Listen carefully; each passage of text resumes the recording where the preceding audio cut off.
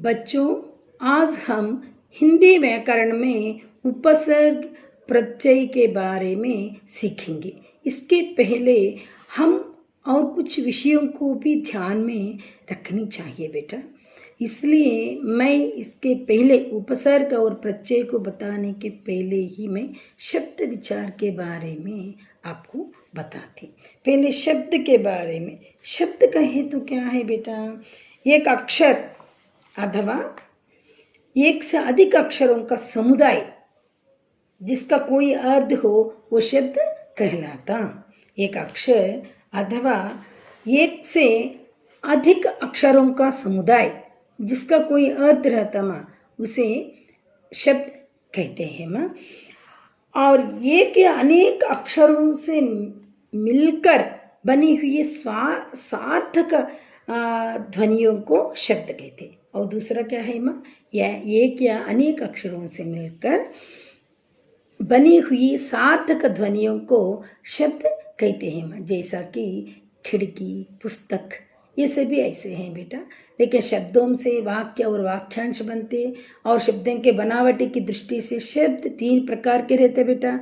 एक रूढ़ी, यौगिक, योग रूढ़ी, ये सभी है माँ। लेकिन मैं पहले ही बताई बेटा, एग्जामिनेशन पॉइंट ऑफ व्यू में जरा आसान में आपको बताने के लिए मेरी तरफ से प्रयत्न करूँगी। और एक बात क्या है कि हिंदी एक विकासशील भाषा है बेटा। इसका शब्द भंडार भी निरंतर विकास होता ही रहता, नए नए शब्द आते ही रहते। एक सच बोले तो हिंदी भाषा एक समृद्ध भाषा है माँ। समझ में आया ना बेटा? इसलिए उनके बारे में और कुछ विषय बताने के बाद मैं ये साधक शब्द, ये निरर्थक शब्द के बारे में आपको बताती माँ।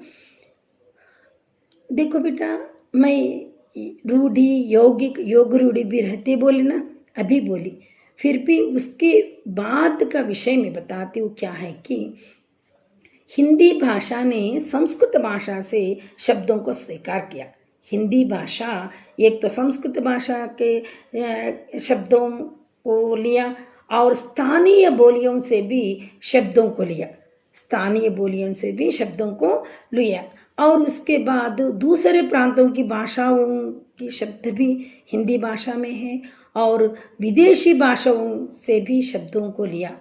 इस तरह हिंदी भाषा समृद्ध, मैं पहले ही बताई ना, समृद्ध होती गई और हिंदी भाषा समृद्ध भाषा बन गया माँ। और एक आपको याद रखने के लिए बता रही माँ, जस्ट आप कंफ्यूजन मत होना बेटा।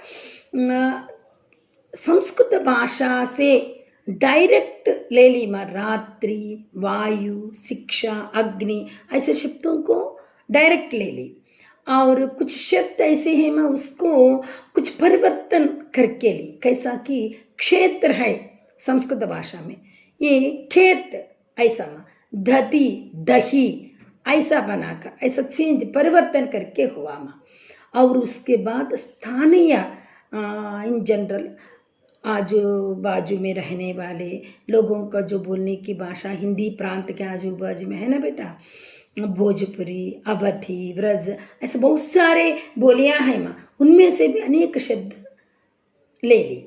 उसमें पगड़ी, पेट, ये सभी आदि है माँ। वैसा ही विदेशी शब्दों को भी ली माँ। अंग्रेजी शब्द आपको पता है ना बेटा, हॉस्पिटल, टेलीफोन, फैशन, ये सभी, कंप्यूटर, ये सभी रहते हैं ना बेटा। ऐसे बहुत सारे होटल, वो सभी ली माँ। और फारसी भाषा से बाजार, कबूतर, चालाक, अनार, किनार आदि भी ली। और अरबी भाषा तो बाग, अखबार, अदालत, अमीर, ये सभी ली। और पुर्तगाली भाषा से कमीज, अलमारी और बोतल, ऐसे शब्दों को ली। अब आपको समझ में आया ना बेटा? हिंदी में विदेशी शब्द रहते और विदेशी शब्द भी है, स्थानीय बोलने वाले बोलियों का के शब्द रहते और संस्कृत शब्द रहते, अंग्रेजी शब्द रहते, फारसी, अरबी और पुर्तगाली शब्द भी रहते। समझ में आया ना बेटा? अब हम ये सार्थक और निरर्थक शब्द के बारे में बारे में अब सीखेंगे बेटा। क्या है कि किसी भी भाषा के शब्दों का प्रयोग अर्थ को बताने के लिए करते हैं। किसी भी भाषा के शब्दों का प्रयोग क्यों करते बेटा? अर्थ को बताने के लिए। ठीक है बेटा। और मैं पहले ही बताई माँ, वो क्या है कि एक अक्षर अथवा एक से अधिक अक्षरों का समुदाय जिसका कोई अर्थ हो वो शब्द कहते बोलकर। शब्द विचार में आपको 4 है माँ भाग। में पहले 2 भागों के बारे में बताती। एक सार्थक शब्द है, दूसरा निरर्थक शब्द है बेटा। ये सुनो बेटा, जनरली मैं अभी बताई माँ, किसी भी भाषा में बोलने के शब्दों का प्रयोग अर्थ को बताने के लिए ही रहता है ना माँ। लेकिन मैं और आपके सामने एक प्रश्न पूछती, वो क्या है कि देखो बेटा, घंटी टन टन बजती है बोलते। हम बोलते हैं घंटी टन टन बजती है। ठीक है बेटा। घंटी तो एक चीज है, चीज का नाम है, ओके। किंतु टन टन का क्या अर्थ है माँ? टन टन का कुछ अर्थ है क्या? कुछ नहीं है ना बेटा। ऐसा ही वायु सरसर चलती है। वायु का तो कुछ अर्थ है हवा बोलकर, लेकिन सरसर का क्या अर्थ है? कुछ नहीं है ना। इस प्रकार अर्थ की दृष्टि से 2 प्रकार के शब्द हम बोलते माँ। समझ में आया ना माँ? इस तरह अर्थ की दृष्टि से 2 प्रकार के, एक सार्थक शब्द है और निरर्थक शब्द है। सार्थक शब्द बोले तो जिन शब्दों को कुछ अर्थ होता है वो सार्थक शब्द है, जैसे मेंढक, वायु, घंटी ऐसा। निरर्थक शब्द है माँ जिन शब्दों का प्रयोग ध्वनिबोध आदि के लिए होता है माँ, ध्वनिबोध के लिए होता है, वो निरर्थक शब्द है माँ। ऐसा ही सरसर, टर टर, टन टन, ये सभी बोलते ना बेटा, वैसा माँ। ठीक है बेटा। अब तो समझ में आया ना माँ, सार्थक शब्द और निरर्थक शब्द रहते। इसके बाद विकारी और अविकारी शब्दों के बारे में अब पढ़ेंगे। ओके बेटा। अब तो हम सार्थक शब्द और निरर्थक शब्द के बारे में पढ़े ना बेटा। अब देखो माँ, अब हम विकारी और अविकारी शब्द के बारे में सीखेंगे। ठीक है बेटा। आपको ये सभी जानना जरूरी है माँ, आपको पता है, फिर भी मैं एक बार आपको रिपीट कर रही। ठीक है बेटा। अब देखो माँ, आहा, हाय ऐसे शब्द रहते ना बेटा, इन्हें हम अव्यय कहते हैं माँ। कौन सा कहते बेटा? अव्यय कहते हैं इन्हें। आहा, हाय सदा एक जैसा ही रहते। कैसा कि आहा घंटी बजती है, आहा घंटियां बजती है बोलते, चेंज तो नहीं होता। सदा एक जैसा रहने वाले शब्दों को अविकारी शब्द बोलते। इसके बारे में मैं बाद में बताती, पहले विकारी शब्द के बारे में बताती बेटा। विकारी शब्द जिनका रूप बदलते रहते माँ। घंटी ही लो, घंटी, घंटियाँ, घंटी को, घंटियों को ऐसा लिखते है ना, हम वाक्य में ऐसा प्रयोग करते। अब देखो बेटा, प्रसाद ने अपनी पहली कविता धीरे धीरे लिखी। इसमें प्रसाद एक व्यक्ति का नाम है माँ, इसलिए इसे क्या बोलते माँ? इसे संज्ञा बोलते। समझ में आया ना बेटा? संज्ञा अंग्रेजी में नाउन, नाम है ना, इसलिए इसे संज्ञा, नाउन बोलते। और बाद में देखो बेटा, प्रसाद ने, प्रसाद की, वह, ये सभी शब्द उसके बारे में अपने शब्द उसका नाम का बार बार वही नाम बोलने के बदले उसके स्थान पर किसी न किसी और एक शब्द का प्रयुक्त किया जाता है माँ, वो सर्वनाम है। सर्वनाम को क्या बोलते बेटा? बताओ। सर्वनाम को प्रोनाउन बोलते अंग्रेजी में। ठीक है माँ, समझ में आया बेटा? इसमें ये वाक्य में बताया ना, प्रसाद ने अपनी पहली कविता धीरे धीरे लिखी। अब पहली शब्द किसी कविता की विशेषता को प्रकट करती ना, ऐसे शब्दों को विशेषण बोलते। ये विशेषण को एडजेक्टिव बोलते हैं अंग्रेजी में। ठीक है बेटा। बाद में लिखी, लिखी बोली ना, लिखी शब्द क्या है माँ? एक कार्य का पता चलता, जिससे कार्य का पता चलता, इसे क्रिया बोलते। बाद में कैसा लिखे? धीरे धीरे लिखे, इसलिए ये धीरे धीरे शब्द को क्रिया विशेषण कहते हैं। ठीक है बेटा। क्रिया बोले तो अंग्रेजी में वर्ब है और विशेषण बोले तो एडजेक्टिव है। ये सभी तो आपको आप अंग्रेजी में जो पढ़े माँ वैसा ही हिंदी में भी रहता। ठीक है बेटा। इस प्रकार प्रयोग की दृष्टि से शब्द 5 के होते हैं माँ। ठीक है माँ। ये अव्यय है माँ। बाद में कौन सा माँ? अवयव है, अव्यय है। अव्यय के अंदर हमको क्रिया विशेषण, संबंध सूचक, समुच्चय बोधक, विस्मयादि बोधक होते। इसे ही हम अविकारी शब्द बोलते। ठीक है माँ। इसे हम अविकारी शब्द बोलते। अभी बताए ना बेटा आपको, आहा, हाय, अरे, ये सभी रहते ना, ये सभी तो अविकारी शब्द है माँ। हिंदी भाषा में सहस्रों शब्द है बेटा, ना तो एक ना तो दो। मैं पहले ही बताई ना, तो इतने शब्द है, इतने शब्दों को ये सभी शब्द कौन सा भी हो, उनको ऐसा इन 5 में किसी न किसी प्रयोग से अवश्य आ जाते। ये सभी तो ये 5 में संज्ञा, सर्वनाम, विशेषण, क्रिया और अव्यय, क्रिया विशेषण, संबंध सूचक, समुच्चय, इसमें कौन सा भी तो आता रहता है। अब तक समझ में आया ना बेटा आपको?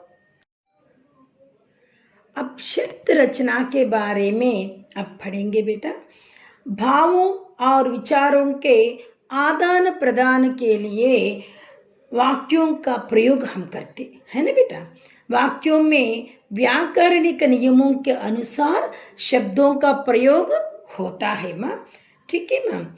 और मैं पहले ही बताई माँ, शब्दों को परिचय देते हुए बताए गए व्याकरण में वो क्या है कि रूढ़ि, यौगिक और योग रूढ़ि 3 तरह के शब्द है बोल के। ठीक है माँ। लेकिन मैं वो पूरा रूढ़ि, योग रूढ़ि, उसके बारे में बताने के उतना डीप मैं पहले ही बताया ना बेटा आपको। मैं मैक्सिमम एग्जामिनेशन पर्पस में ही बता रही। ठीक है माँ।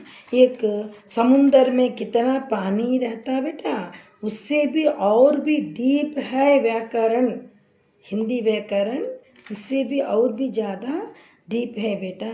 इसलिए मैं आपको जो चाहे एग्जामिनेशन पॉइंट ऑफ व्यू में वो ही मैं बताने के लिए सोच रही। ठीक है माँ। शब्द रचना में शब्दों को 2 तरह से डिवाइड करते बेटा। वो एक उपसर्ग और दूसरा प्रत्यय है। उपसर्ग के बारे में अब आप पढ़ेंगे, क्योंकि उपसर्ग का एक बिट आपको आता और प्रत्यय का भी आता, ग्रामर में आता। शब्दों के पूर्व लगाने वाले शब्दांश को उपसर्ग कहते हैं। शब्दों के पूर्व लगाने वाले शब्दांश उपसर्ग कहलाते। समझ में आया बेटा? उपसर्ग किसे कहते हैं हम? शब्दों के पूर्व, पहले, शब्द के पहले लगाने वाले। ठीक है माँ। वो शब्दांश है, लगाने वाले शब्दांश को उपसर्ग कहते। अब देखो बेटा, अधिकार, अधिकार में अधि प्लस कार अधिकार है ना, उसको अधि उपसर्ग है। अपमान, अपमान में अप उपसर्ग है। आजीवन उपसर्ग है। अभाव आ प्लस भाव, अभाव उपसर्ग है माँ। कमजोर, कम उपसर्ग है। कम प्लस जो कमजोर उपसर्ग है माँ। इसमें देखो बेटा, जो अधिकार, अपमान, आजीवन, ये 3 जो है माँ, ये संस्कृत के उपसर्ग है माँ। और हिंदी का तो अभाव हिंदी का है माँ, और उर्दू का कमजोर। ठीक है माँ। आपको क्या करने का है? अधिकार शब्द दिए, समझो माँ, आपको अधि कहकर लिखना पड़ता। अपमान शब्द दिए, अप कहकर लिखना पड़ता। आपको जनरली वाक्य देते, वाक्य में ये शब्द आए तो आप ऐसा डिवाइड करना। कैसा डिवाइड करना? शब्दों के पूर्व लगाने वाले एक शब्दांश, स्टार्टिंग में पहले लगाने वाले शब्दांश को लिखना पड़ता उपसर्ग में। ठीक है बेटा। और ये कैसा माँ, और एक बात बताती सुनो बेटा। उपसर्ग वे शब्दांश है जो किसी शब्द के आदि में आकर उसके अर्थ को बदल देते हैं। उसका अर्थ को क्या करते? बदल देते। अधि का मतलब एक्चुअली क्या है बेटा? अधि बोले तो श्रेष्ठ, नहीं तो ऊपर आता। अधिकार बोले तो चेंज हो गया ना। ठीक है मां। और अपमान को अप बोले तो बुरा मां। अपमान बुरा, अपमान करना, किसी का अपमान करना। ठीक है बेटा, वैसा चेंज कर देता। ठीक है। अब प्रत्यय के बारे में पढ़ेंगे मां। प्रत्यय धातु या शब्दों के अंत में जुड़े जाते मां, लास्ट में। ये तो पहले उपसर्ग, लेकिन प्रत्यय अंत में जुड़े जाते मां। और शब्द के अर्थ में अर्थ एकदम विस्तार बन जाता बेटा। खेल शब्द है, देखो मां, खेल के साथ आड़ी प्रत्यय जोड़ने से क्या होता मां? खिलाड़ी हो गया, खेल खिलाड़ी हो गया, वैसा मां, वैसा रहता। और इसका भी उदाहरण देखो बेटा। जलन, जलन में जल प्लस अन, जलन हो गया ना, अन लिखना। सुहावना, वना शब्द प्रत्यय है इधर। और मानवता, ता शब्द प्रत्यय है। गरीबी, गरीब प्लस ई, गरीबी, ई शब्द प्रत्यय होता। और बचपन, बचपन में पन, बच प्लस पन, बचपन, इसमें पन प्रत्यय होता। ठीक है ना। इस तरह आपको जलन शब्द दिए तो अन्न शब्द प्रत्यय में लिखना पड़ता। समझ में आया ना बेटा?